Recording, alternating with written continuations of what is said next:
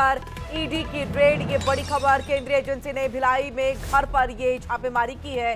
14 अलग अलग जगहों पर छापेमारी चल रही है और इसी के साथ मनी लॉन्ड्रिंग से जुड़े मामलों में भी छापेमारी जारी है।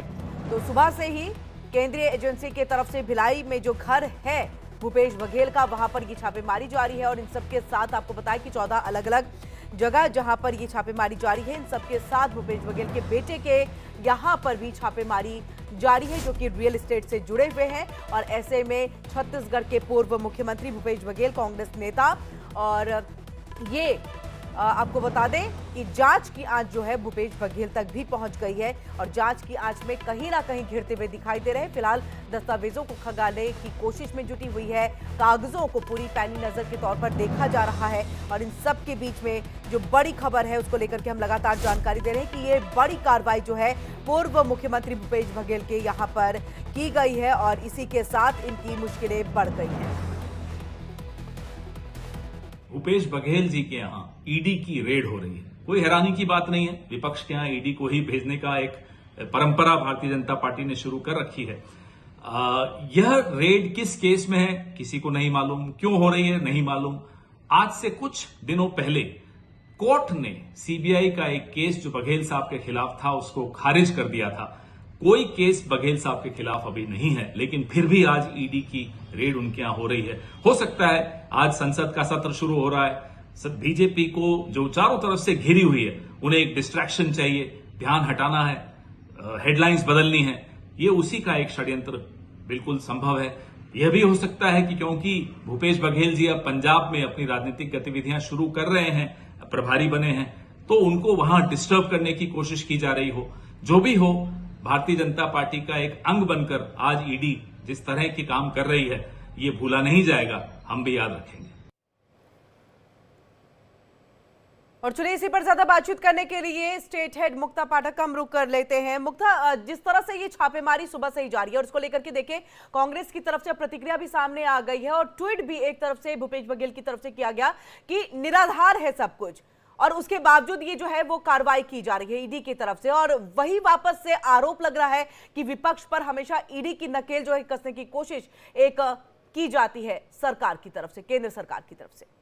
जी बिल्कुल किरण, देखिए लगातार कांग्रेस इस बात को कह रही है कि जब वो बरी हो गए हैं उसके बाद ईडी रेड की क्या क्या जरूरत है, ये कार्रवाई मतलब ये जो है पूरा का पूरा जो है इससे जो है ध्यान भटकाने की कोशिश है, जो कांग्रेस का कहना है। लेकिन 14 स्थानों पे जो है ये ईडी की कार्रवाई चल रही है। भूपेश बघेल के घर में, उनके बेटे चेतन बघेल के घर में और अन्य जगह जो है उनके ऑफिस वगैरह सब में है। मनी लॉन्ड्रिंग से जुड़ा है मामला बताया जा रहा है, जो ऐप को लेकर, जो घोटाले को लेकर उनका नाम बार बार आता था उसको लेकर बताया जा रहा है। तो बहुत सारी जो है वो आरोप है, लेकिन कांग्रेस का ये कहना है कि ये पूरा का पूरा जो है ध्यान भटकाने की कोशिश है और व्यक्तिगत जो है उसके कारण हो रहा है और ईडी को जो है यूज किया जाता है, जैसा कि लगातार जो है कांग्रेस आरोप लगा रही है। सुबह से ये कार्रवाई जारी है। अब जब ईडी का ऑफिशियल स्टेटमेंट आएगा, आधिकारिक स्टेटमेंट आएगा, तो पता चलेगा कि क्या क्या कार्रवाई में मिला। जी बिल्कुल, उस पर तो नजर बनी रहेगी मुक्ता। लेकिन ये पूरा मामला क्या रहा, किस आधार पर जो है ये प्रवर्तन निदेशालय की तरफ से जो है ये पूरी कार्रवाई की जा रही है? क्योंकि एक तरफ से तो हर चीज को निराधार बताते हुए, खारिज करते हुए जो है कांग्रेस के नेता, यहाँ तक कि पूर्व मुख्यमंत्री भूपेश बघेल भी दिखाई दे रहे हैं, लेकिन वहीं ईडी की तरफ से जो ये पूरा मनी लॉन्ड्रिंग की बात कही गई है, इसके पहले भी केसेस चल रहे थे। पूरा मामला क्या है, आपसे विस्तार से थोड़ा जानना चाहेंगे।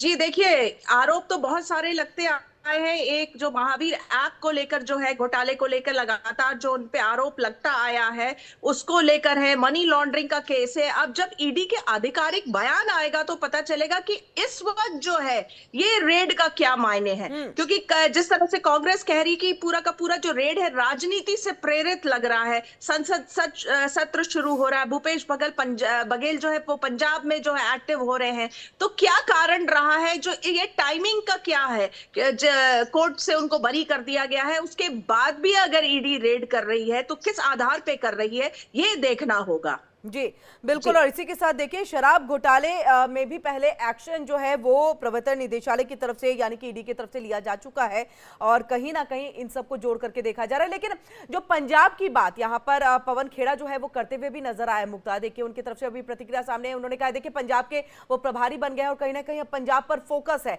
और वहीं से डिरेल करने की एक कोशिश है इस तरह से, ताकि सुर्खियां बदल दी जाए, हेडलाइंस को बदल दिया जाए, ये तमाम चीजें कही जा रही हैं। तो पंजाब से फोकस हटाने की कोशिश बताते हुए जी बिल्कुल, देखिए कांग्रेस तो अब सब तरह की बातें कहेंगी और ये जो टाइमिंग है, टाइमिंग को लेकर जो है वाकई में जो है कि ईडी की रेड आज क्यों संसद सत्र शुरू हो रहा है, वो पंजाब में एक्टिव हो रहे हैं, पंजाब के प्रभारी बनाए गए हैं, तो वहां पे अब वो एक्टिव हो जाएंगे। तो क्या पूरा मामला है, क्योंकि लगातार जो है भूपेश बघेल पे कई सारे आरोप लगते आए हैं, लेकिन वो लगातार है इस बात को नकारते रहे हैं कि उनपे जो है आरोप जो है, उनके जो भी आरोप लगते हैं उनपे वो निराधार है। तो अब जो ईडी की कार्रवाई हो रही है, ये टाइमिंग जो है ये वाकई में बड़ा इंटरेस्टिंग है कि आज ईडी की रेड क्यों।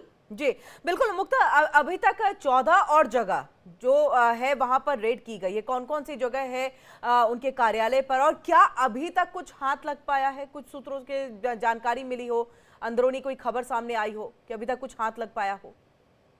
जी देखिए, कार्रवाई जो है सुबह से शुरू हुई है। बहुत सारे जो उनके घर और जो ऑफिस और जो अन्य ठिकाने हैं सब जगह पे रेड है। अभी बहुत ज्यादा कोई ऐसी बात जो है सामने नहीं आई है। हालांकि हमने कोशिश की कुछ लोगों से बात करने की भिलाई में और रायपुर में, लेकिन नहीं, अभी बहुत ज्यादा कुछ पुष्टि नहीं हो पा रही है, इसलिए कुछ भी कहना इस वक्त जो है वो सही नहीं होगा। रेड क्योंकि अभी जारी है। जी जी मुक्ता, इसको लेकर के लगातार प्रतिक्रियाओं का दौर तो सामने आ ही रहा है, लेकिन इन सबके बीच में ये पूरा मामला जो है वो 2017 का है और 2017 में जो शराब की खरीद और बिक्री को लेकर के है उसको लेकर के ये पूरी कार्रवाई, इससे पहले भी इसको लेकर के जांच रिपोर्ट जो है वो सामने आई होगी। जी बिल्कुल, देखिए जिस तरह से भूपेश बघेल ने जो कहा है कि पूरा का पूरा जो है ये जो रेड है निराधार है, आरोप निराधार है, वो लगातार इस बात को दोहराते आए हैं और कांग्रेस भी इस बात को दोहराती आई है। और कांग्रेस इस बात बार बार यही कह रही है कि जिस तरह जो ईडी है उसको एक तरह से टूल बना के यूज करती है बीजेपी की सरकार, केंद्र की सरकार जो है, लगातार ये जो है आरोप लगते आए हैं। अब जब रेड खत्म होगा, जब ईडी का ऑफिशियल कुछ बयान या ट्वीट आएगा, तब पता चलेगा कि आखिर इस रेड में क्या मिला, उनके हाथ में क्या लगा। क्योंकि लगातार जो है कांग्रेस यही बात दोहरा रही है कि जो रेड है और आज पहले भी जो कार्रवाई होती रही है वो सब जो है राजनीति से प्रेरित रही है। जी मुक्ता, इसमें जो मुख्य भूपेश बघेल है, उनके बेटे चैतन्य बघेल का भी नाम सामने आ रहा है। मतलब उनके वहां पर भी ये दबिश जो है वो ईडी की तरफ से की गई है। ऐसे में क्या चैतन्य बघेल जो है उन पर भी जांच की आंच आएगी? जाहिर तौर पे, क्योंकि उनके भी घर पे और ठिकानों पे जो है रेड जारी है, तो जाहिर तौर पे पूरी की पूरी तरह जो जिस तरह से कांग्रेस कह रही है कि पंजाब में वो एक्टिव हो रहे हैं, तो उनको जो है डिस्ट्रैक्ट करने की कोशिश, उनको डिस्टर्ब करने की कोशिश है। तो भूपेश बघेल, उनके बेटे, सबको, पूरे परिवार को डिस्टर्ब करने की कोशिश लगातार जो है कांग्रेस इस तरह के आरोप लगा रही है। जी बहुत बहुत शुक्रिया मुक्ता, तमाम जानकारी हम तक यहाँ पर पहुंचाने के लिए। नजर बनाए रखिएगा, अपडेट के लिए वापस लौटेंगे।